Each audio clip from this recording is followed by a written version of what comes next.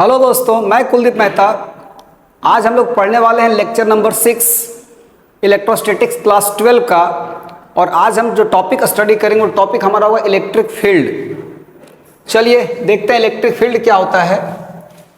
Electric field का मतलब होता है कि जब कोई इलेक्ट्रिक चार्ज कहीं पर रखा होगा, कहीं पर कोई इलेक्ट्रिक चार्ज है, तो वो चार्ज अगल बगल कितने दूर तक, किस एरिया तक अपना असर, अपना इफेक्ट दूसरे चार्ज पर दिखा सकता है।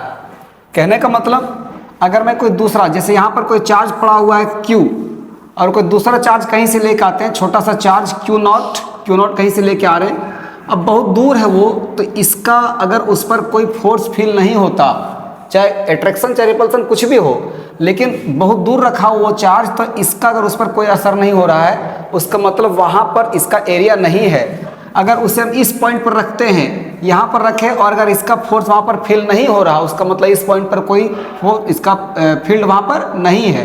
लेकिन जैसे इस पॉइंट तक आया और इससे अंदर लाते हैं, मतलब इस पॉइंट, ये यहाँ से इधर लाने पर इसका फोर्स फील होने लगता है। उसका मतलब ये यहाँ से यहाँ तक का जो ये एरिया है इस साइड, उसी तरह अगर यहाँ पर रखे तो इसके इधर, यहाँ रखे, ये पूरा जो रीजन आपको दिख रहा है, ये पूरा रीजन, इसके अंदर कहीं पर भी अगर रखा जाए कोई चार्ज को, दूसरा चार्ज Q0, तो ये इसका फोर्स उस पर फील होता है। इस रीजन के बाहर, इस बाउंड्री के बाहर कहीं रखते हैं तो इसका फोर्स उस पर फील नहीं होता, लेकिन जब इस बाउंड्री पर या इस बाउंड्री के अंदर किसी पॉइंट पर रखते हैं तो इसका फोर्स उस चार्ज पर फील होता है, एक्सपीरियंस करता है वो चार्ज इसका फोर्स।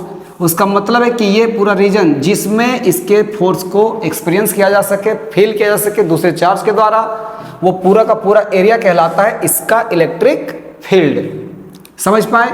डेफिनेशन देख लीजिए आप, क्या है? The region surrounding a charge और distribution of charge in which its electric effects can be observed और experienced is called the electric field. Clear हो गया? समझ पाए? एक पॉइंट चार्ज के लिए इलेक्ट्रिक फील्ड स्फेरिकल रहेगा, वही अगर एक सिलिंड्रिकल चार्ज लिया जाए, cylindrical line charge, linear charge कह सकते हैं, तो उसके लिए सिलिंड्रिकल होगा इलेक्ट्रिक फील्ड। खैर चलिए अभी अच्छा ध्यान दीजिए। अब अगर पूछा जाए आपको कि सर इस पॉइंट पर, यहाँ पर जो पॉइंट है, इस पॉइंट पर इलेक्ट्रिक फील्ड कितना होगा, ये पॉइंट हम जान गए कि ये पूरा का पूरा रीजन इलेक्ट्रिक फील्ड है इसका, तो यहाँ पर इलेक्ट्रिक फील्ड का वैल्यू कितना होगा, कम होगा, ज़्यादा होगा, क्या होगा, नहीं होगा। तो चलिए उन सब चीज़ों को कैलकुलेट करने के लिए, मतलब इलेक्ट्रिक फील्ड का स्ट्रेंथ इस पॉइंट पर कितना होगा, हम लोग अगले स्लाइड पर चलते हैं। इलेक्ट्रिक फील्ड स्ट्रेंथ पढ़ते हैं हम लोग। क्या है इसका मतलब? द इलेक्ट्रिक फील्ड स्ट्रेंथ, जिससे हम जनरल इलेक्ट्रिक फील्ड ही कहेंगे, इलेक्ट्रिक फील्ड स्ट्रेंथ को हम इलेक्ट्रिक फील्ड ही कहेंगे तो काम चलेगा। At a point is defined as the electrostatic force F per unit positive test charge. मतलब एक ये सोर्स चार्ज आपको दिया गया Q, और इसके फील्ड में कोई पॉइंट है, ये पॉइंट, इस पॉइंट पर कोई भी पॉइंट आप ले लीजिए, इस पॉइंट पर अगर यूनिट पॉजिटिव चार्ज रखा जाता, यूनिट पॉजिटिव टेस्ट चार्ज अगर इस जगह पर होता, तो वो जितना फोर्स फील करता, मतलब इसके कारण जितना फोर्स उस पर लगता, अगर ये पॉजिटिव और ये भी पॉजिटिव तो उसको रिपेल करेगा, तो जितना फोर्स है उसे धक्का देता बाहर, वो फोर्स ही कहलाता इसका इलेक्ट्रिक फील्ड स्ट्रेंथ। समझ में आया? मतलब यहाँ पर जितना चार्ज रहेगा, अगर यहाँ पर यूनिट पॉजिटिव चार्ज, जितना नहीं, यहाँ पर अगर यूनिट पॉजिटिव चार्ज है, मतलब एक ही कूलम का चार्ज अगर है, वो अगर इसके कारण 10 न्यूटन का फोर्स फील कर रहा है, यहाँ पर कितना चार्ज है, unit positive charge, that is 1 coulomb का चार्ज, और यहाँ से कितना फोर्स वो फील कर रहा है, 10 न्यूटन का फोर्स फील कर रहा है। उसका मतलब 10 न्यूटन पर कूलम, 10 न्यूटन पर कूलम हो जाएगा उसका यहाँ इस पॉइंट पर इलेक्ट्रिक फील्ड स्ट्रेंथ, है कि नहीं? तो चलिए अब इसको समझने की कोशिश करते हैं और अच्छे से। मान के चलिए कि इस जगह पर जो फोर्स है वो फोर्स है, सॉरी, इस जगह पर जो चार्ज, वो चार्ज है 5 कूलम। इस जगह पर चार्ज कितना है? 5 कूलम।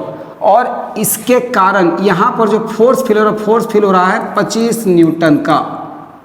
ध्यान दीजिएगा, अभी इसके पास कितना चार्ज है? 5 कूलम। यहाँ पर चार्ज है 5 कूलम, और इसके कारण फोर्स इस पर कितना फोर्स फील हो रहा है? 25 न्यूटन का। तो फोर्स मेरा 25 न्यूटन, चार्ज है 5 कूलम, तो बताइए कि 5 कूलम जब 25 न्यूटन का फोर्स फील कर रहा था, 1 कूलम कितना का फोर्स फील करेगा? तो जब 5 कूलम जो है वो 25 न्यूटन फोर्स फील कर रहा है, तब 1 कूलम रहेगा तो पक्का है कि 25/5 न्यूटन पर कूलम, 5 न्यूटन पर कूलम, मतलब 5 न्यूटन पर कूलम। 1 कूलम चार्ज कितना फोर्स फील किया? 5 न्यूटन फोर्स फील किया, मतलब 5 न्यूटन पर कूलम करने मतलब 1 कूलम, हर 1 कूलम 5 न्यूटन का फोर्स फील कर रहा है। तो यहाँ जब 5 न्यूटन पर कूलम आएगा, 5 न्यूटन पर कूलम, ये क्या होगा? इस पॉइंट पर इलेक्ट्रिक फील्ड स्ट्रेंथ। क्लियर हुआ?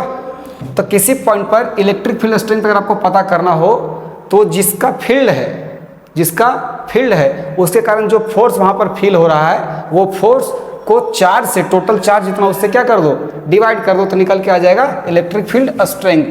मतलब डेफिनेशन कैसा निकल के आएगा? इलेक्ट्रिक फील्ड स्ट्रेंथ किसी पॉइंट पर अगर आपको निकालना है तो उस पॉइंट पर जितना फोर्स फील किया जा रहा है सोर्स चार्ज के द्वारा, सोर्स चार्ज के कारण जितना फोर्स वहाँ पर फील हो रहा है, और बाय में जो टोटल चार्ज है टेस्ट चार्ज, वो टेस्ट चार्ज को क्या कर दो? नीचे से डिवाइड कर दो। डिवाइड क्यों करते हैं? ताकि 1 कूलम का चार्ज निकल के आ जाए। जैसे यहाँ पर 5 से डिवाइड किया ना, देखिए टोटल फोर्स को टोटल चार्ज से डिवाइड करके निकाले 1 कूलम पर कितना फोर्स लगता है, तो E बराबर क्या निकल के आ जाएगा? F/Q0। जहाँ पर Q0 क्या आपका? ये आपका टेस्ट चार्ज, बड़ा ध्यान रखिएगा, ये टेस्ट चार्ज है।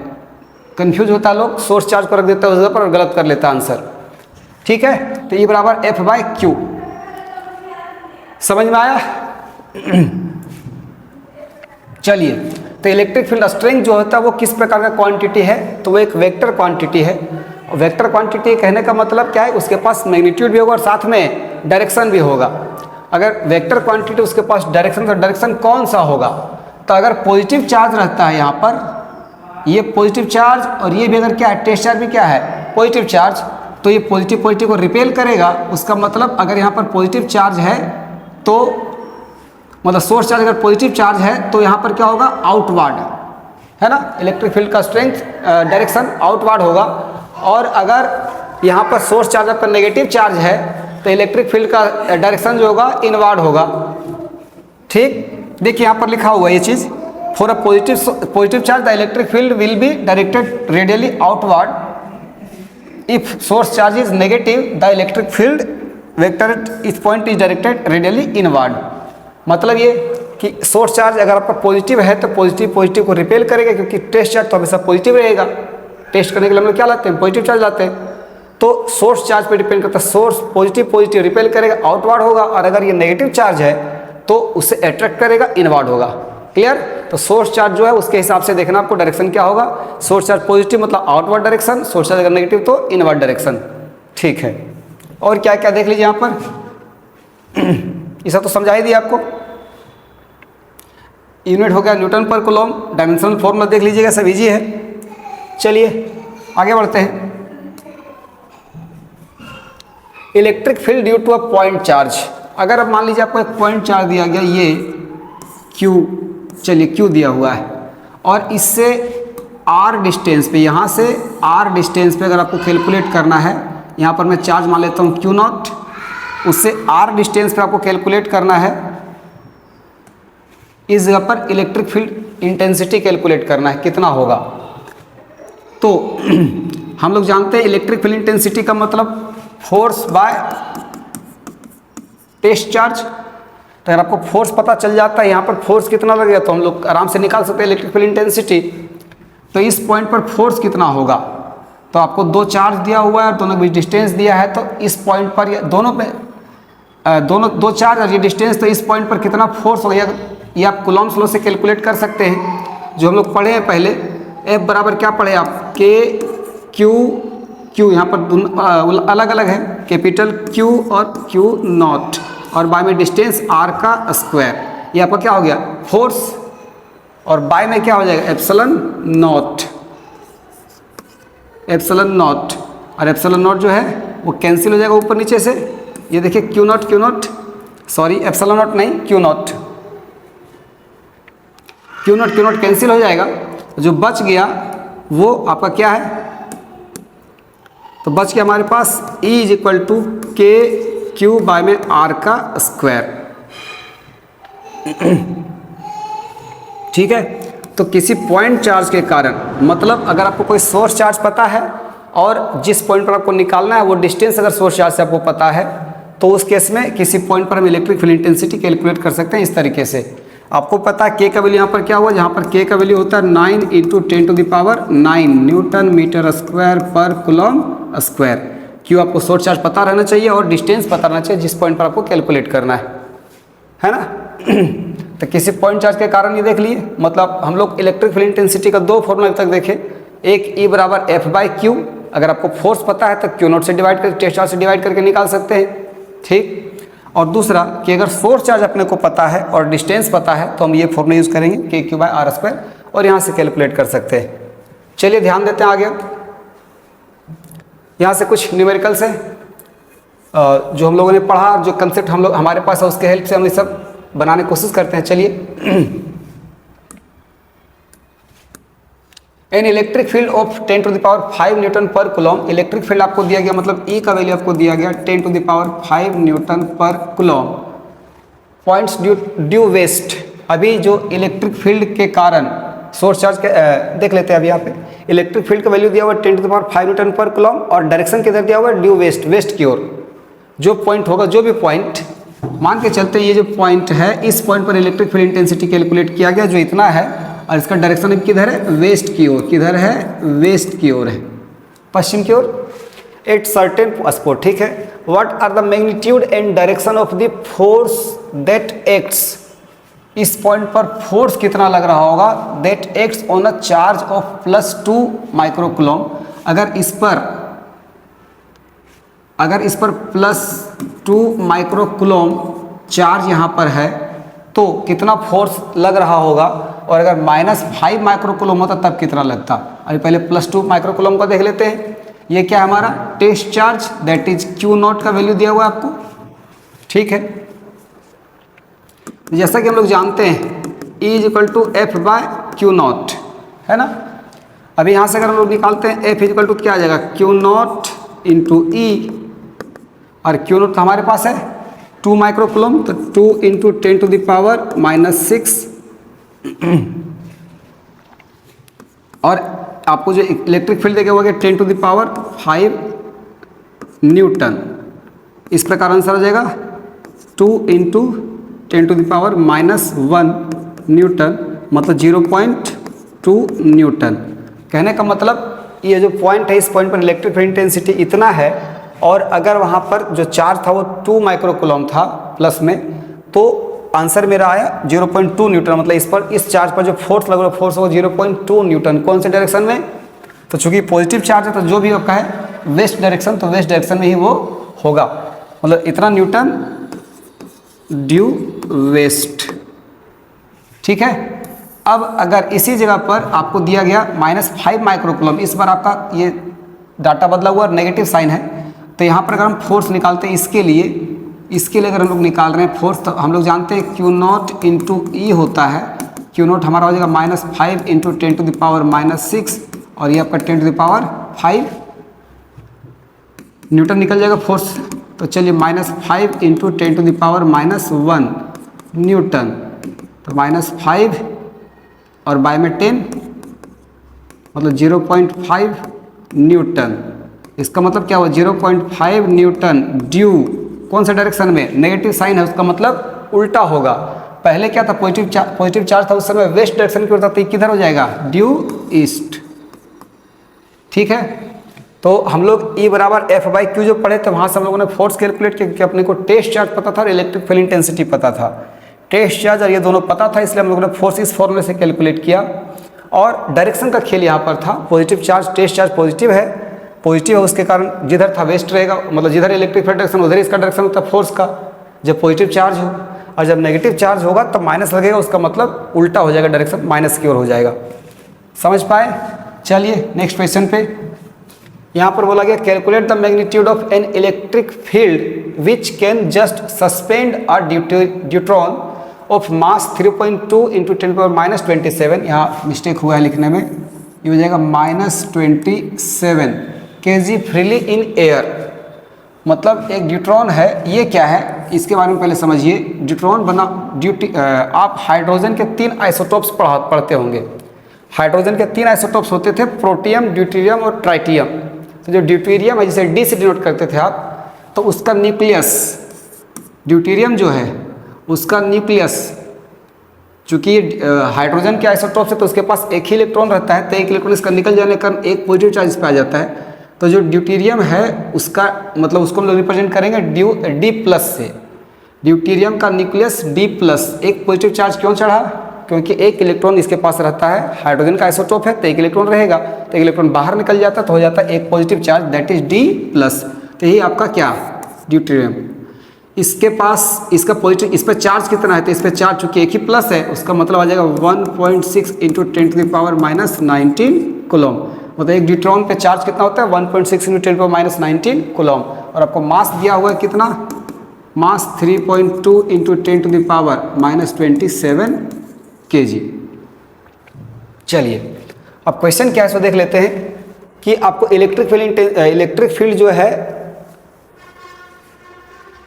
इलेक्ट्रिक फील्ड कैलकुलेट करना है अगर एक न्यूट्रॉन जो है उस जिसका मास वो है उसे एयर में फ्रीली लटका दिया गया है। तो एयर में फ्रीली लटका देने का मतलब क्या है? जैसे मान लीजिए यहाँ पर कोई चार्ज फ्रीली, कोई चार्ज जिसके पास मास भी है, मास और चार्ज दोनों है, तो वो फ्रीली लटक रहा है। उसका मतलब क्या है कि जितना फोर्स नीचे लग रहा होगा, जितना फोर्स यहाँ से इस पर नीचे लग रहा होगा, उसे बैलेंस करने के लिए कोई ना कोई फोर्स ऊपर लग रहा होगा। चूंकि दोनों फोर्स बराबर होंगे इसीलिए ये फ्रीली लटक रहा होगा। अगर नीचे का फोर्स हावी हो जाता तो नीचे गिरता, अगर ऊपर का फोर्स हावी होगा तो ऊपर जाएगा ये। लेकिन ये बीच में फ्रीली लटक रहा है, उसका मतलब ये है कि नीचे का फोर्स और ऊपर का फोर्स दोनों फोर्स इक्वल है। अब अगर इसका मास m मान लेते हैं और इस पर चार्ज कितना है? q है, तो मास के कारण इस पर ग्रेविटेशनल फोर्स लगेगा कितना? mg। ग्रेविटेशनल फोर्स कितना लगेगा? mg। और ऊपर कितना फोर्स जाएगा? ऊपर। तो क्या कहा गया? Calculate the magnitude of an electric field which can just suspend a neutron of इतना। देखिए यहाँ पर ये mg जब उसे नीचे लग रहा है और इसे बैलेंस करने में पक्का अपोजिट में कोई फोर्स लगा है। अभी जो फोर्स लगा है तो कौन सा फोर्स लगता है? चूंकि इसके पास चार्ज है, उसका मतलब इस पर फोर्स F इंटू क्यू लग रहा होगा, QE। देखिए E बराबर F बाय Q, तो F बराबर क्या? Q into E। तो इस पर जो फोर्स ऊपर की ओर लग रहा है, इसे बैलेंस करने के लिए कौन सा फोर्स होगा? ये फोर्स होगा, क्योंकि इसके पास चार्ज है, इलेक्ट्रोस्टैटिक फोर्स। तो यहाँ पर इस पर जो फोर्स लग रहा है वो क्या लग रहा है? QE लग रहा है। और दोनों फोर्स इक्वल होंगे, इसी के चक्कर में बैलेंस हुआ है और ये फ्रीली लटक रहा है। समझ पाए? मतलब यहाँ पर इलेक्ट्रिक फील्ड का डायरेक्शन कौन से साइड है? इस साइड है। इलेक्ट्रिक फील्ड का डायरेक्शन अपवार्ड है, ऊपर की ओर है, तभी तो फोर्स ऊपर लग रहा है, QE। चलिए तो हमको कैलकुलेट करना है इलेक्ट्रिक फील्ड का वैल्यू। तो हम लोग जान गए दोनों फोर्स यहाँ पर इक्वल है, QE is equal to mg। चलिए तो यहाँ से निकल जाएगा E is equal to mg और बाय में Q। कैलकुलेट कर लेते हैं। तो m कितना है? 3.2 इंटू 10⁻⁻27 और g का वैल्यू 9.8 और बाय में आपका आ जाएगा 1.6 इंटू 10⁻⁻19। ये देखिए 2 बार में कट गया और यहाँ से आपका आ जाएगा क्या आ गया? देखिए 98 का डबल 19.6 हो जाएगा और इंटू ये आपका हो जाएगा 27 माइनस 19 8 10⁻⁻8 न्यूटन पर कूलम। तो 19.6 इंटू 10⁻⁻8 न्यूटन पर कूलम इलेक्ट्रिक फील्ड स्ट्रेंथ यहाँ पर है अपवार्ड, ऊपर की ओर। समझ में आया? ऊपर की ओर क्यों है? क्योंकि इलेक्ट्रोस्टैटिक फोर्स ऊपर की ओर लग रहा है, फोर्स इलेक्ट्रिक फील्ड दोनों का डायरेक्शन सेम होता है। समझ गए? चलिए आगे बढ़ते हैं।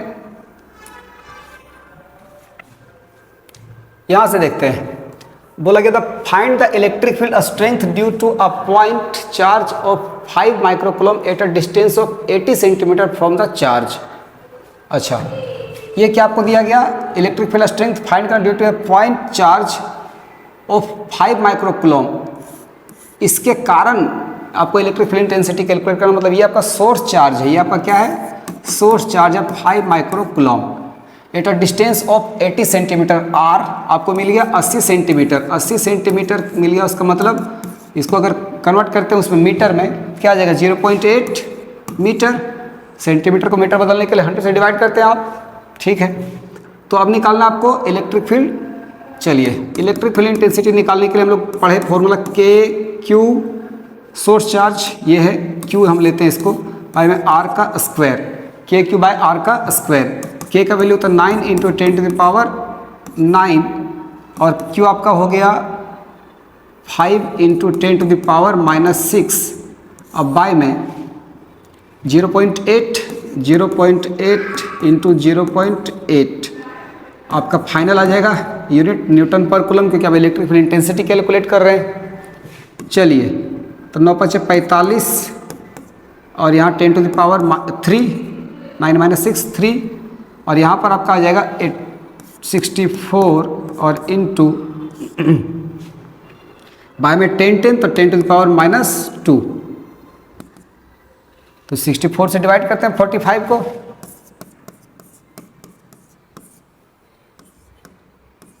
450, 6 × 7 = 42, 6 × 8 = 48, 48 बचेगा 2 नहीं 7 टाइम्स 7 बार में 7 × 4 = 28 का 8 वाक्यात में 2 7 × 6 = 42 और 2 44।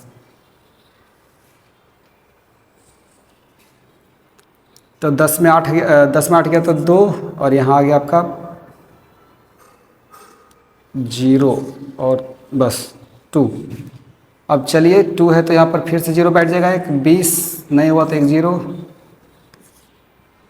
6 × 18 3, 180 और 4 × 12 हो जाएगा, मतलब 0.703 लगभग 0.70 कह सकते हैं इसको, 0.703 इंटू 10 टू द पावर ये ऊपर जाएगा 10 टू द पावर क्या हो जाएगा 5 न्यूटन पर कूलम। समझ में आया क्या किए?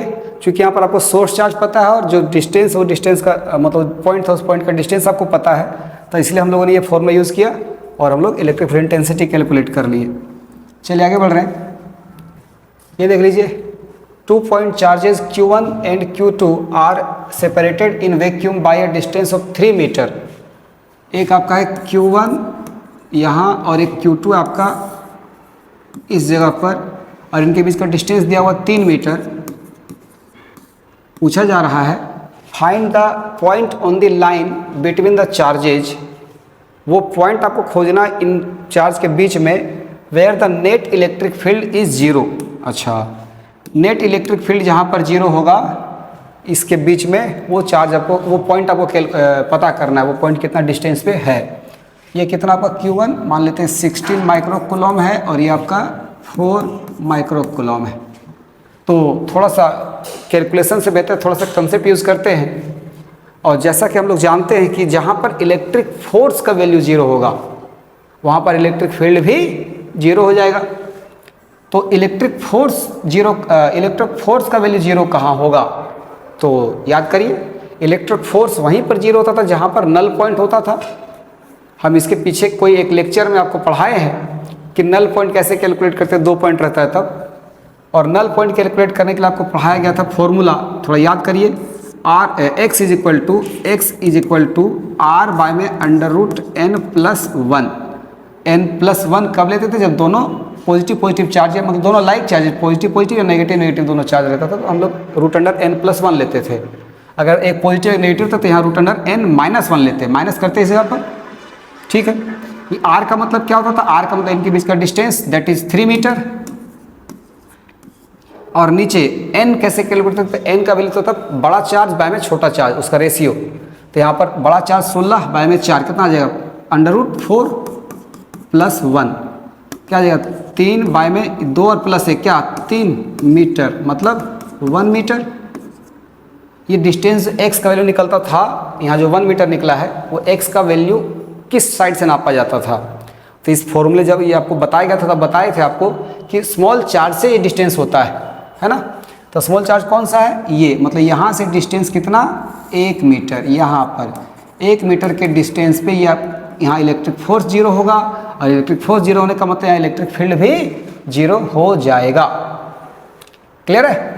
चलिए तो डायरेक्टली कैलकुलेट हो गया बिना कोई परेशानी का। अब इसको हम 2 तरीके से आंसर कर सकते हैं कि Q1 से 2 मीटर की डिस्टेंस पे और Q2 से 1 मीटर के डिस्टेंस पे। नहीं, आपको जो ऑप्शन सही लगे या दोनों आपको ध्यान रखना चाहिए। जब एक से टोटल डिस्टेंस 3 मीटर है तो इधर से अगर 1 मीटर पे हुआ तो इससे 2 मीटर की दूरी पर रहेगा। क्लियर? चलिए आगे बढ़ते हैं, देखते हैं इसको। अ charge Q that is 1 microcoulomb is placed at point, एक चार्ज है आपका Q जो 1 माइक्रोकूलम का है, ये प्लेस्ड है इस पॉइंट पर। कौन सा पॉइंट है ये? 1m 2m और 4m। Find the electric field at point P। अच्छा, इसके कारण इलेक्ट्रिक फील्ड कोई पॉइंट पर आपको कैलकुलेट करना। मान लेते ये पॉइंट यहाँ पर P है, P कोई पॉइंट है इस जगह पर, यहाँ से ये डिस्टेंस आपका हमको नहीं पता कितना है, लेकिन ये पॉइंट P, और P कहाँ पर है? तो P दिया हुआ 0m -4m और 3m। ये क्या दिया है? तो ये दिया हुआ कोऑर्डिनेट्स, नहीं, इस पॉइंट का कोऑर्डिनेट और वो उस पॉइंट का P पॉइंट का कोऑर्डिनेट।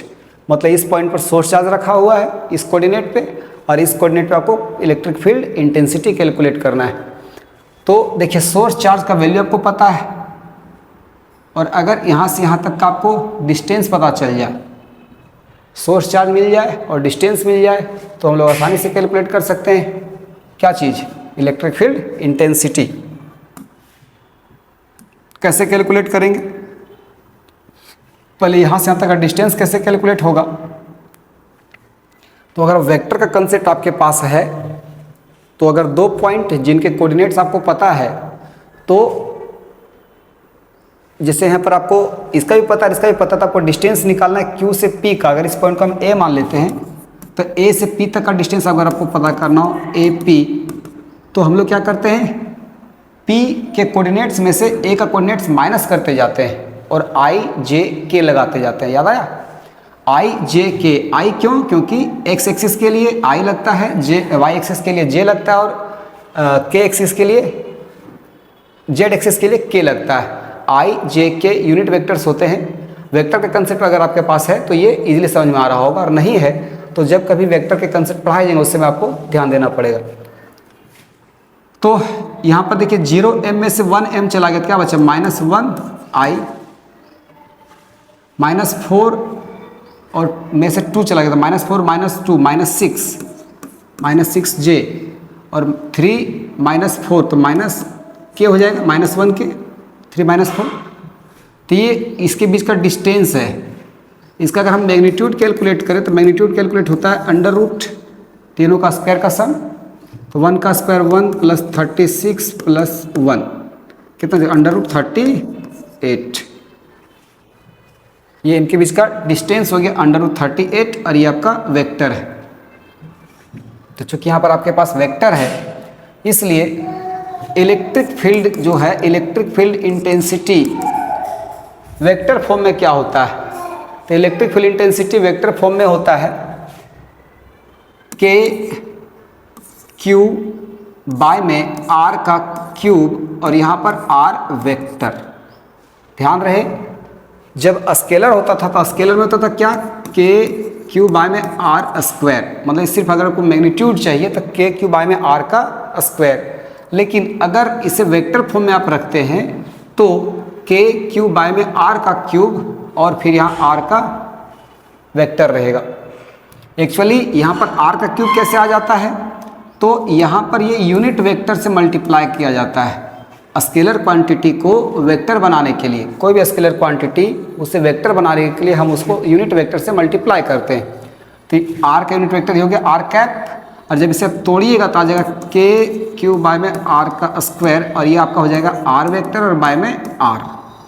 यूनिट वेक्टर आप जानते हैं, यूनिट वेक्टर उसका मतलब R का वेक्टर और बाय में उसका मैग्नीट्यूड आ जाता है। इस प्रकार ये R का स्क्वायर और R हो जाएगा R का क्यूब, और ये वेक्टर यहाँ पर आ जाएगा। समझ पाए? तो इलेक्ट्रिक फील्ड इन वेक्टर फॉर्म, ये आपका फॉर्मूला निकल के है KQ बाय में R का क्यूब, और ये R का वेक्टर। तो चूंकि यहाँ पर वेक्टर का खेल है, इसलिए हम इसी फॉर्मूले को यूज़ करने वाले हैं। चलिए देख लेते हैं। तो K का वैल्यू हम लोग को पता ही है कि यहाँ पर हो गया 9 × 10⁹ Q हमको पता है 1 माइक्रोकूलम, उसका मतलब 1 × 10⁻⁻6, और इंटू बाय में पहले कर लेते हैं R का क्यूब। R हम लोग को पता चल गया, ये डिस्टेंस ही तो है R। आर कितना √38 का क्यूब, उसके बाद ये आपका जो बच गया है -i -6j -k, ये हो गया आर वेक्टर। ठीक है, अब इसे खाली कैलकुलेट कर लीजिए, आंसर आ जाएगा, इसी फॉर्म में रहेगा ये। तो यहाँ पे 9 × 9 और इंटू 10⁻³ और √38/2 मतलब ये आ जाएगा 38 पर पावर 3/2, ये आपका निकल गया -i -6j -k, ये आपका निकल गया electric field strength, vector form में निकला। समझ पाए? तो यहाँ पर हम नया चीज़ सीखे क्या कि इलेक्ट्रिक फील्ड अगर वेक्टर फॉर्म में अगर आपको निकालना हो तो एक नया फॉर्मूला हमारे सामने आया, कैसे आया वो भी आपको समझा दिया, और उसके बाद कैसे कैलकुलेट करते हैं। ये जिनको वेक्टर का कंसेप्ट पता होगा वो इजीली समझ में आ रहा होगा उन्हें, और जिन्हें थोड़ा सा दिक्कत है वेक्टर में वो उनको परेशानी होगी। तो जब कभी आगे वेक्टर के बारे में चर्चा होगा तो उसमें आप क्लियर करा देंगे आपको। चलिए आगे बढ़ते हैं। A ball having charge q and mass n is suspended from a string of length L between two parallel plates where a vertical electric field E is established। क्या बोला गया? एक चार्ज है जिसका मास है m और चार्ज है q, है ना। अब एक बॉल है जिसका मास m है और चार्ज q है, लटक रहा है एक स्ट्रिंग से, एक रस्सी से लटक रहा है, मतलब यहाँ से कुछ होगा रस्सी, उससे ये लटक रहा है, ये ऐसा, ठीक है, जिसका लंबाई कितना दिया हुआ है? L दिया हुआ है, इसकी लंबाई L है। Two parallel plates where a vertical electric field is established. अब चूंकि इलेक्ट्रिक फील्ड वर्टिकल है उसका मतलब ऐसे होगा, चाहे ऊपर चाहे नीचे, लेकिन इलेक्ट्रिक फील्ड जो है अगर ऊपर या नीचे है उसका मतलब कि यहाँ पर इलेक्ट्रिक फील्ड का प्लेट एक यहाँ होगा और एक यहाँ होगा, ऐसे प्लेट्स होंगे। चलिए आगे समझते हैं अब क्या बोलना चाह रहा है ये। Find the time period of simple pendulum if electric field is directed. अगर इलेक्ट्रिक फील्ड डायरेक्टेड डाउनवर्ड, अगर इलेक्ट्रिक फील्ड का डायरेक्शन इस समय यहाँ पर इलेक्ट्रिक फील्ड का डायरेक्शन किधर है? फर्स्ट केस में अगर नीचे की ओर है तो इस पर यहाँ इसका आपको टाइम पीरियड कैलकुलेट करना है पेंडुलम का। ये पेंडुलम कैसे होगा? देखिए ये रस्सी से लटक रहा है और इसको अगर फोर्स ऐसे लगाएंगे तो ये वाइब्रेशन ऐसे करेगा, है ना। तो देखिए इसका मास m है, उसका मतलब यहाँ पर जो फोर्स लगेगा नीचे वो mg फोर्स लगेगा। यहाँ पर फोर्स कितना लगेगा? mg। और चूंकि इस पर चार्ज भी है q और इलेक्ट्रिक फील्ड के अंदर रखा हुआ, तो इलेक्ट्रिक फील्ड q पर चार्ज लगाएगा कितना? QE। कौन सा डायरेक्शन में? तो इलेक्ट्रिक फील्ड और फोर्स दोनों का डायरेक्शन क्या होता है? सेम होता है। उसका मतलब यहाँ पर इलेक्ट्रिक फील्ड भी काम करने वाला है, इस जगह पर इलेक्ट्रिक फील्ड भी काम करने वाला है। इलेक्ट्रिक फील्ड कितना हो जाएगा? Q × E, दोनों का डायरेक्शन सेम हो जाएगा। क्लियर है? तो इस केस में अगर हमको यहाँ पर टाइम पीरियड कैलकुलेट करना है तो टाइम पीरियड का फॉर्मूला होता है T = 2π√L/A। हम लोग L/G यूज़ किया करते थे, लेकिन G तब होता था जब वो सिर्फ ग्रेविटेशनल फोर्स के कारण वहाँ पर पेंडुलम हो रहा हो। यहाँ पर ग्रेविटेशनल फोर्स के साथ साथ इलेक्ट्रिक फोर्स भी लग रहा है, दोनों फोर्स काम कर रहा है, इसलिए जी ना बोल कर वहाँ पर एक्सेलरेशन बोले, अब एक्सेलरेशन कैलकुलेट करके यहाँ पर पुट करेंगे। ठीक है, ये एल का मतलब क्या होता है? लेंथ, और ए आपका यहाँ पर एक्सेलरेशन है, उसका एक्सेलरेशन उस पर लगने वाला टोटल एक्सेलरेशन। तो टोटल एक्सेलरेशन यहाँ से कैसे कैलकुलेट करिएगा? एल तो पता है, लेंथ यहाँ हो जाएगा, एक्सेलरेशन कैलकुलेट होगा कैसे? तो यहाँ पर देखिए टोटल फोर्स कितना लग रहा है? टोटल फोर्स QE और mg दोनों का सम, दोनों एक ही डायरेक्शन में है, तो टोटल फोर्स हम कह सकते हैं टोटल फोर्स यहाँ पर लग रहा है QE + mg। अब फोर्स बराबर क्या होता है? मास इंटू एक्सेलरेशन बराबर QE + mg। तो यहाँ से एक्सेलरेशन कैलकुलेट हो जाएगा, तो QE + mg और बाय में क्या आ जाएगा? m। अब इसको अगर हम लोग काटना चाहें तो अलग अलग कट जाएगा, ये आ जाएगा m कट के g G plus Q E by में एम। पहला केस में ये हाल है, तो यहाँ पर क्या आंसर आ जाएगा हमारा, time period t is equal to 2π√L आपका लेंथ है वायर का या स्ट्रिंग का, और बाय में यहाँ पर एक्सेलरेशन आपका हो गया है g प्लस क्यू ई और बाय में m। ये हो गया टाइम पीरियड। कब? जब इलेक्ट्रिक फील्ड डाउनवर्ड है तब। समझ में आया? अब अगर इलेक्ट्रिक फील्ड अपवार्ड होता तब क्या होता? तो अगर इलेक्ट्रिक फील्ड हमारा अपवार्ड होता उस केस में देखते हैं क्या होगा, क्या चेंजिंग आएगा इसके अंदर।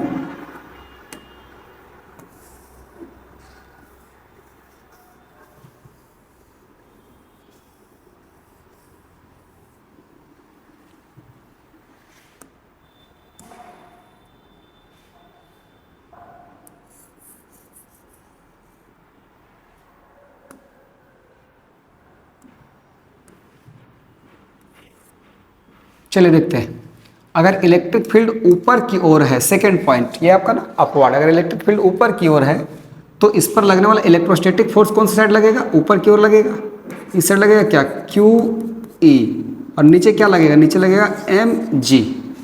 तो इस पर टोटल इलेक्ट्रिक फोर्स कैलकुलेट करेंगे। कैसे कैलकुलेट होगा? F is equal to M G minus Q E.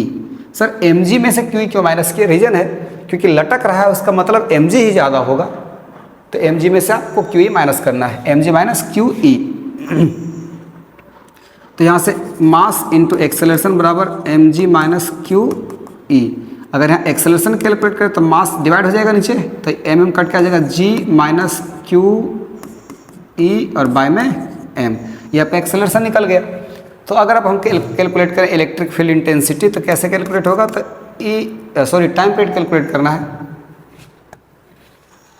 t is equal to होता है 2π√L बाय में a। यहाँ पर आपको हो जाएगा 2π√L और बाय में a का मतलब यहाँ हो गया g माइनस क्यू ई और बाय में m। समझ पाए? यहाँ दो केस था, अगर इलेक्ट्रिक फील्ड ऊपर रहता है तब क्या होगा, इलेक्ट्रिक फील्ड नीचे रहता है तब क्या होगा। ठीक है, आगे बढ़ते हैं। देखिए कहा गया अगला, a ball of mass m having a charge q is released from rest in a region where horizontal electric field E exists। अच्छा, मतलब ऊपर से कोई बॉल है वो नीचे गिर रहा है, और उसके बाद जब नीचे गिर रहा था उस समय इस साइड से लग गया एक हॉरिजॉन्टल इलेक्ट्रिक फील्ड यहाँ पर है। इस प्रकार से यहाँ इलेक्ट्रिक फील्ड है आपका इस डायरेक्शन में हॉरिजॉन्टल। तो इसमें नीचे आने के बाद जब बॉल इस इलेक्ट्रिक फील्ड में आएगा, उसके बाद यहाँ आने के बाद इस पर दो फोर्स काम करेगा, एक नीचे की ओर और एक इस साइड, है ना। ये फोर्स जिसके कारण नीचे गिर रहा था m into g, mass into gravity, mass है ना इसके पास। A ball of mass m having a charge q, दोनों चीज़ है। तो मास अगर m है तो m मास के कारण m इंटू जी लग रहा होगा इस पर, और यहाँ पर इस इधर इलेक्ट्रिक फील्ड डायरेक्शन है इस साइड, तो उसके कारण, और चार्ज q, तो क्या हो जाएगा q इंटू ई, है ना। तो इस पर mg फोर्स लगा और q ई फोर्स लगा, लेकिन दोनों सेम डायरेक्शन या अपोजिट डायरेक्शन में नहीं है। इस पर दोनों के बीच एंगल कितना है? तो इस पर दोनों के बीच एंगल है 90 डिग्री का। तो रिजल्टेंट फोर्स आपको कैलकुलेट करना है। Find the resultant force acting on the ball. तो रिजल्टेंट फोर्स कैसे कैलकुलेट होगा? तो बड़ा इजी हो जाएगा ये। कैसे? क्योंकि आपको किसी पॉइंट पर अगर दो फोर्स पता, इधर और इधर, दोनों के बीच एंगल 90 है, ये A है ये B है, तो R आप जानते हैं इसके बीच में कहीं ना कहीं जाएगा, और R बराबर आप पढ़े थे √a² plus b² plus 2ab कोस, अगर एंगल 90 तो 90 डिग्री, और कोस 90 के चक्कर में पूरा क्या हो जाएगा, ये पूरा यहाँ से यहाँ तक 0 हो जाएगा, सिर्फ बचेगा a² प्लस b²। तो यहाँ पर भी जो रिजल्टेंट फोर्स होगा वो इधर ही बीच में कहीं ना कहीं जाएगा। तो जो रिजल्टेंट फोर्स होगा, टोटल फोर्स, रिजल्टेंट फोर्स जो आपका F है वो आएगा √mg का स्क्वायर प्लस QE का स्क्वायर। इससे कैलकुलेट हो जाएगा इस पर लगने वाला टोटल फोर्स। समझ में आया? वेक्टर का कंसेप्ट यहाँ पर भी यूज हुआ है। चलिए आगे बढ़ते हैं। इसको देखते हैं। A block of mass m having charge Q is attached to a spring constant K। यहाँ पर पिक्चर में देख लीजिए, ये आपका बॉक्स है, इस बॉक्स का चार्ज है Q और मास है M, और वो एक स्प्रिंग जिसका स्प्रिंग कांस्टेंट K है उससे अटैच है। This arrangement is placed in uniform electric field E on smooth horizontal surface as shown in figure. जैसा दिख रहा है आपको फिगर में, इस पूरे को एक इलेक्ट्रिक फील्ड में रख दिया गया जिसका इलेक्ट्रिक फील्ड का डायरेक्शन आप देख रहे हैं उस साइड है, ठीक। इनिशियली स्प्रिंग इज अनस्ट्रेच्ड, शुरुआत में स्प्रिंग अनस्ट्रेच्ड है। Find the extension of spring in equilibrium position and maximum extension of spring. आपको एक्सटेंशन मतलब कितना दूर, कितना फैलेगा वो, कितना दूर जाएगा अगर उसे इक्विलिब्रियम में आना है तो, और दूसरा मैक्सिमम कितना एक्सटेंड वो हो सकता है, मैक्सिमम कितना एक्सटेंशन उसमें होगा, वो दोनों हम लोग को कैलकुलेट करना है। देखिए क्वेश्चन आपको लग रहा है टफ, लेकिन बड़ा सिंपल क्वेश्चन है। अगर किसी को स्प्रिंग का कंसेप्ट पता है तो बड़ा इजी हो जाएगा ये क्वेश्चन। चलिए देखते हैं। इस पर दो फोर्स काम कर रहा है, चूंकि इसके पास चार्ज है और चार्ज है चूंकि इलेक्ट्रिक फील्ड में रखा हुआ है, इसलिए इस पर जो फोर्स लग रहा है इस डायरेक्शन में, वो फोर्स लग रहा होगा क्या, QE। क्लियर, ठीक है। और इधर फोर्स लगने के कारण यह स्प्रिंग को स्ट्रेच करेगा, खींचेगा। आपको भी पता है जैसे जैसे स्प्रिंग फैलता है, मतलब उस स्प्रिंग को स्ट्रेच करते हैं, वैसे वैसे उसके अंदर एक स्प्रिंग क्या कहते हैं उसको, रिकवरिंग फोर्स कह सकते हैं आप, जो उस फोर्स को मतलब उस स्प्रिंग को वापस उस पोजीशन पे लाता है, उस रिकवरिंग फोर्स उस पर लगने लगता है। और जो रिकवरिंग फोर्स, रिस्टोरिंग फोर्स उस पर लगता है, वो रिस्टोरिंग फोर्स होता है F इक्वल टू, इस डायरेक्शन में लगेगा वो क्या हो जाएगा, F इक्वल टू क्या होता है, KX। याद आया, जो रिस्टोरिंग फोर्स स्प्रिंग में तो होता है K इंटू एक्स, जहाँ K आपका क्या है, स्प्रिंग कॉन्स्टेंट। तो अगर ये इक्विलिब्रियम पोजीशन में आ जाता है, जब ये आगे बढ़ा और जब दोनों मिलकर जब इक्विलिब्रियम पोजीशन में आ गए, तो इक्विलिब्रियम पोजीशन में आने का मतलब क्या है कि ये जो फोर्स लगा उस साइड और जो रिस्टोरिंग फोर्स लगा इस साइड, दोनों फोर्स क्या होंगे, एक दूसरे को बैलेंस कर रहे होंगे, इक्वल में आ गए होंगे। उसका मतलब यहाँ पर क्या हो गया, KX और QE दोनों क्या हो जाएगा, इक्वल हो जाएगा। तो यहाँ से हम x कैलकुलेट कर सकते हैं, x equal to QE by में K। ये क्या हो जाएगा, ये वो पोजीशन है जहाँ पर ये इक्विलिब्रियम में आ जाएगा, वो स्प्रिंग कहाँ जाएगा, इक्विलिब्रियम में आ जाएगा। उस साइड लग रहा है repulsive force, electrostatic repulsive force, repulsive हाँ कह सकते हैं, इलेक्ट्रोस्टैटिक फोर्स लग रहा है, रिपल्सिव नहीं कहेंगे, इलेक्ट्रोस्टैटिक फोर्स उस साइड लग रहा है, और स्प्रिंग कांस्टेंट, स्प्रिंग का रिस्टोरिंग फोर्स उसे अपोज करने की कोशिश कर रहा है, और दोनों अगर इक्वल हो तभी जाके कहीं रुकेगा। तो ये आपका क्या हो गया, एक्सटेंशन, जब वो इक्विलिब्रियम में आएगा तब x equal to QE by में M। और मैक्सिमम एक्सटेंशन कितना होता है, तो मैक्सिमम एक्सटेंशन होता है जितना एक्सटेंशन पर या जितना डिस्टेंस पर वो इक्विलिब्रियम में आए उसका डबल हो सकता है मैक्सिमम एक्सटेंशन। तो मैक्सिमम एक्सटेंशन हो जाएगा, इसका था ये, उसका मतलब इसका डबल, मतलब 2QE बाय में K। किसी भी स्प्रिंग का मैक्सिमम एक्सटेंशन हो सकता है जितना जिस एक्सटेंशन पर वो इक्विलिब्रियम में आया उसका डबल, ठीक है। तो ध्यान रहेगा। चलिए आगे जा रहे हैं। An infinite number of charges each equal to Q are placed along x axis at x बराबर 1, x बराबर 2, x बराबर 4, x बराबर 8 and so on. The electric field at the point x is equal to 0 due this setup of charges is, क्या बोला, चलिए देख लेते हैं। ये x एक्सिस, y एक्सिस,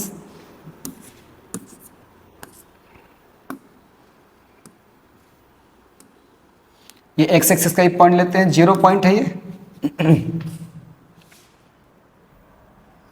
ये आपका 1, ये आपका 2, ये 3, 4, ऐसे करते करते यहाँ लास्ट तक आ जाते हैं। ये पर मान लीजिए 8 है। चलिए अब बोला an infinite number of charges each equal to Q are placed. सब के पे क्या है, यहाँ पर चार्ज Q है, यहाँ भी चार्ज Q है, यहाँ भी चार्ज Q, यहाँ भी चार्ज Q और यहाँ भी चार्ज, ऐसे करते करते पूरे में इसके आगे भी, क्योंकि बोला इनफाइनाइट तक जाएगा, इसी प्रकार इसी प्रोसेस आगे जा रहा है और बहुत जगह पे चार्जेस Q पड़े हुए हैं। तो इन सभी के कारण इस पर टोटल, इस Q0 पर, यहाँ पर जहाँ find the electric field at point x, इस पर टोटल इलेक्ट्रिक फील्ड कितना होगा। तो हम लोग जानते हैं प्रिंसिपल ऑफ सुपरपोजिशन, आपको पढ़ाया गया पिछले लेक्चर में। तो प्रिंसिपल ऑफ सुपरपोजिशन जो होता है उसमें आपको बताया गया कि अगर एक पॉइंट, जैसे यहीं पर अगर हमको यहाँ पर निकालना इलेक्ट्रिक फील्ड इंटेंसिटी, तो इसके कारण जो इलेक्ट्रिक फील्ड इंटेंसिटी होगा वो प्लस इसके कारण प्लस इसके कारण प्लस इसके कारण, मतलब जितने अलग अलग इंडिविजुअल इलेक्ट्रिक फील्ड इंटेंसिटी है सबका हमको वेक्टर सम करना पड़ता है। जब ऐसा करते हैं तो अपने को निकल जाता है टोटल इलेक्ट्रिक फील्ड इंटेंसिटी। ये 1 पे है, ये 2 है, ये 4, ये 8, अच्छा ये 8 नहीं होगा, सॉरी, ऐसे चलता जा रहा है।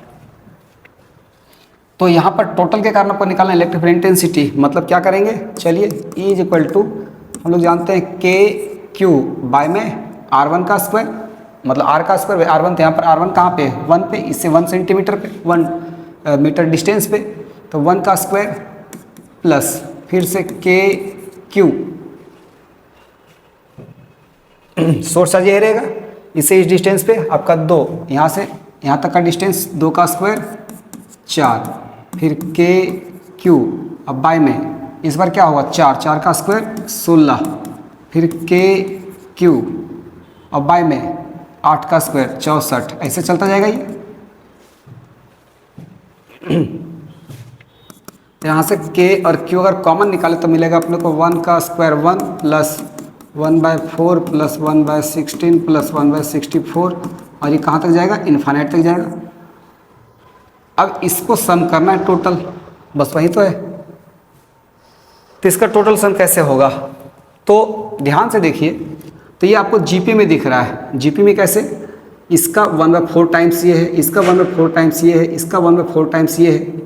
कैसे पता किए, तो अगर आपको कैलकुलेट करना हो या आर निकालना हो, रेशियो कॉमन रेशियो निकालना हो, तो हम लोग जानते हैं सेकेंड बाय में फर्स्ट, उसी तरह थर्ड बाय में सेकेंड, 4 बाय में थर्ड, ऐसे कर करके आप रेशियो निकाल के देख सकते हैं। सब जगह सेम रहा, जैसे 1/4 बाय में 1 आ जाएगा 1/4, यहाँ आर अगर आप कैलकुलेट तो 1/4 निकल के आएगा, 1/16 बाय में 1/4 भी आपका 1/4 आएगा। तो ये आपको जीपी में दिख रहा है, तो अगर जीपी यहाँ पर, वहाँ पर आर का वैल्यू कितना 1/4, तो जब जीपी इन्फानाइट तक जाए, जीपी कहाँ तक जाए, अनंत तक चला जाता है, तो उस केस में इसका सम करने का फॉर्मूला क्या होता है, जब जीपी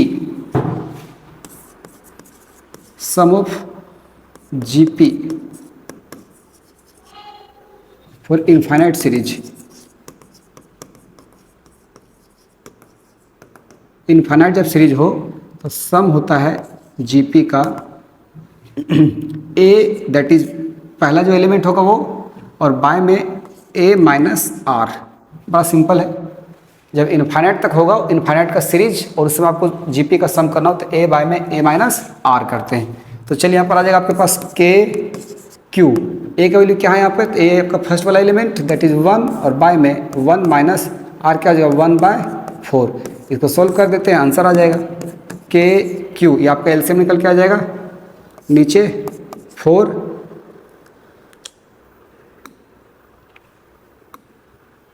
1 और नीचे आपका एलसीएम 4, तो यहाँ पर आ जाएगा 4 माइनस 1 मतलब 3/4, तो 4/3 हो जाएगा ये।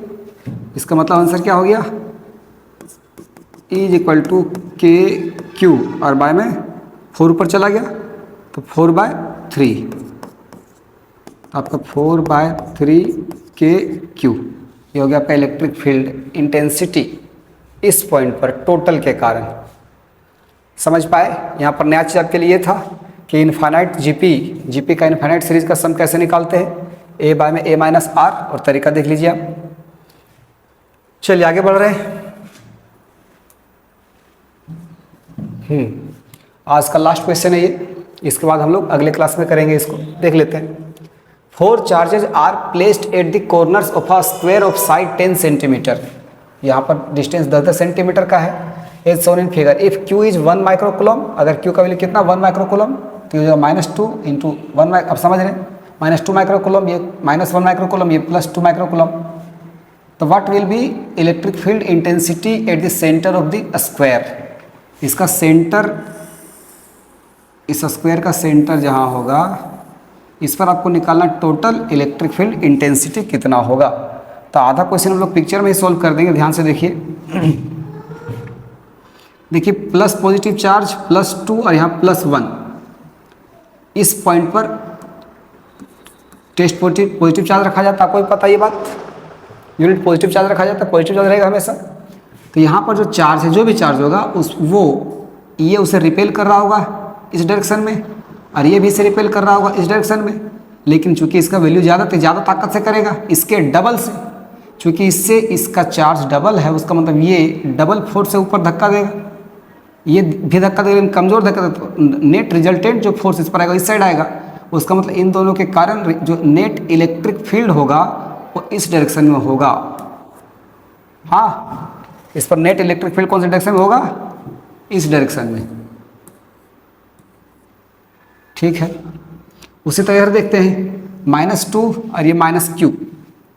चलिए, तो ये अट्रैक्ट करेगा इसको, तो ये उधर खींचेगा और ये इधर खींचेगा, लेकिन दोनों में से ज़्यादा पावर से, ज़्यादा ताकत से कौन खींचेगा? वो इसके कंपेयर में डबल से खींचेगा। तो डबल में इसको एक माइनस कर दिया तो जो भी बचेगा उसी साइड बचेगा, तो नेट रिजल्टेंट फोर्स उसी साइड होगा, मतलब नेट इलेक्ट्रिक फील्ड भी इस साइड ही होगा। ये समझ पाए? मतलब इसको अगर मान ले EC नेट इसके कारण, और इसको मान लो EB, सिर्फ C के कारण ही है, C और A का खेल है, मतलब CA ले लीजिए चलिए, और ये आपका B और A ले लीजिए, B और D है, मिस्टेक हुआ, B और D है, B और D। तो अब इस पे नेट इलेक्ट्रिक फील्ड का डायरेक्शन किधर होगा और कितना होगा? पहले थोड़ा सा और सोच लेते हैं कि यहाँ पर ये जो EBD और ECA दोनों आया, ये दोनों का वैल्यू सेम रहेगा, अलग अलग रहेगा?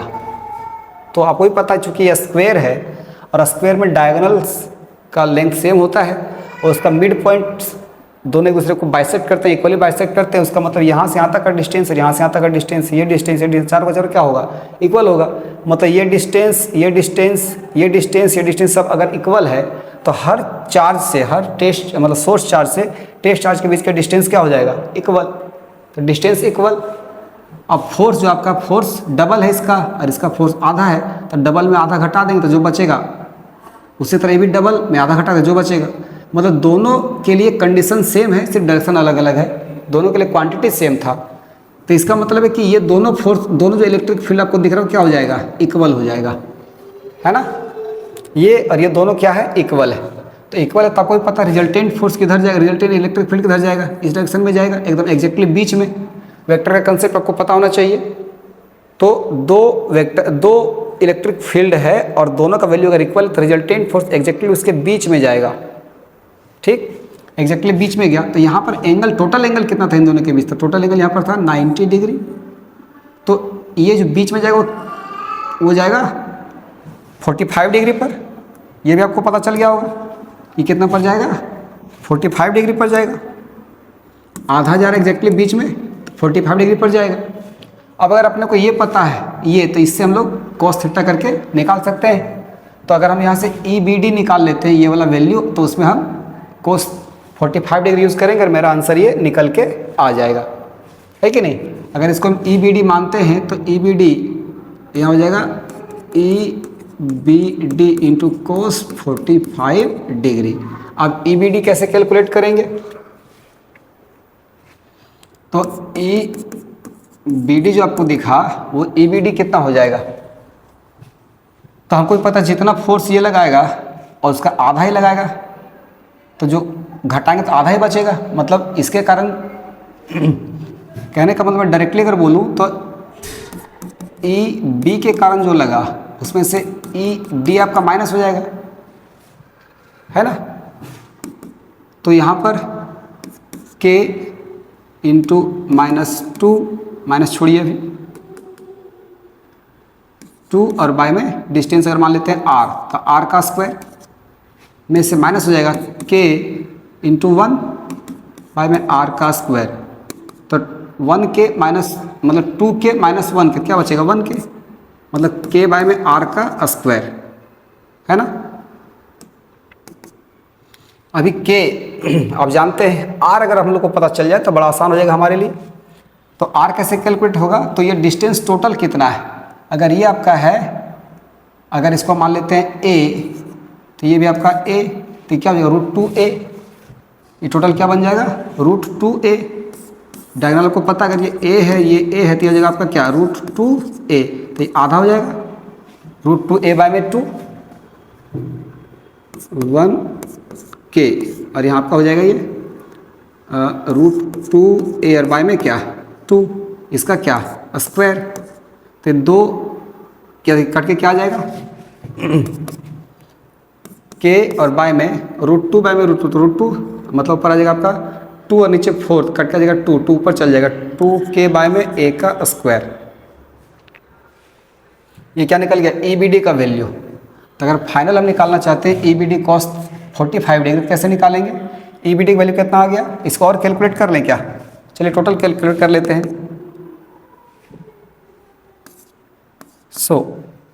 नेट या वहीं से निकाल लें, ये निकालते हैं। चलिए EBD का मतलब आ जाएगा आपके पास 2k बाय में अंडर a का स्क्वायर, और यहाँ पर cos 45 का वैल्यू क्या आ जाएगा 1/√2, तो यहाँ पर k का वैल्यू 2 × 9 × 10⁹ और बाय में a का स्क्वायर, a कितना 10 सेंटीमीटर, 10 सेंटीमीटर का स्क्वायर कर दीजिए। तो 10 सेंटीमीटर को पहले मीटर में बदलिए 0.1, तो 0.1 का स्क्वायर मतलब लीजिए 1 और ऊपर जाएगा 10⁻, 0.1 मतलब 1/10, ठीक, ऊपर जाएगा -2 तो ऊपर +2, ये आपका हो जाएगा। और अब इसी को खाली सोल्व और इंटू √2, इसको खाली सोल्व कर देते हैं अब, तो आपके पास आ जाएगा 2√2, 9 दूना 18, 18√2 और 10⁻11, इतना न्यूटन पर कूलम इलेक्ट्रिक फील्ड इंटेंसिटी होगा इस पर। सेंटर पर जो चार्ज आपका होगा उस पर नेट इलेक्ट्रिक फील्ड इंटेंसिटी कितना हो जाएगा 18√2 × 10⁻11। कैसे कैसे कैलकुलेट किए, तो यहाँ आप समझ पाएंगे कि दोनों के कारण कुछ कैंसिलेशन के कारण सिर्फ ये बचा, इन दोनों के कारण सिर्फ ये बचा, और एक दोनों का वैल्यू चूंकि इक्वल है इसके चक्कर में बीच एग्जैक्टली बीच में जाएगा, मतलब 45 डिग्री का एंगल यहाँ बनाएगा, तो इसके चक्कर में हो जाएगा इससे cos 45 डिग्री, तो EBD cos 45 डिग्री। अब EBD हम लोग यहाँ से कैलकुलेट कर लिए, जब ये कैलकुलेट हुआ मतलब ये आ गया आपके पास। अच्छा यहाँ R कैसे निकाले, तो R का आप तरीका समझ रहे हैं, स्क्वायर का कंसेप्ट यूज किए। तो जब ये निकल के आ गया 2k बाय में a का स्क्वायर इंटू 1/√2 cos 45 का डिग्री, और इसको सॉल्व करके निकाल लिया हम लोग 18√2 × 10⁻11 न्यूटन पर कूलम। ठीक है तो आज का ये लास्ट क्वेश्चन था। इसके बाद आगे इसमें कुछ और क्वेश्चंस बाकी रह गए हैं, लेकिन टाइम बहुत ज़्यादा हो गया है, और नेक्स्ट टाइम अगले लेक्चर में इसको और सॉल्व किया जाएगा। अगर इस वीडियो से सब कुछ सीखे हैं तो इस चैनल को सब्सक्राइब कर लीजिएगा, ताकि आगे जो भी लेक्चर्स आएंगे उन लेक्चर्स का नोटिफिकेशन आपको मिलता रहे। और इस वीडियो को लाइक और शेयर करिएगा, और दोस्तों के साथ शेयर ज़रूर करिएगा, ताकि उन लोगों को पढ़ने का और समझने का मौका मिल सके। धन्यवाद।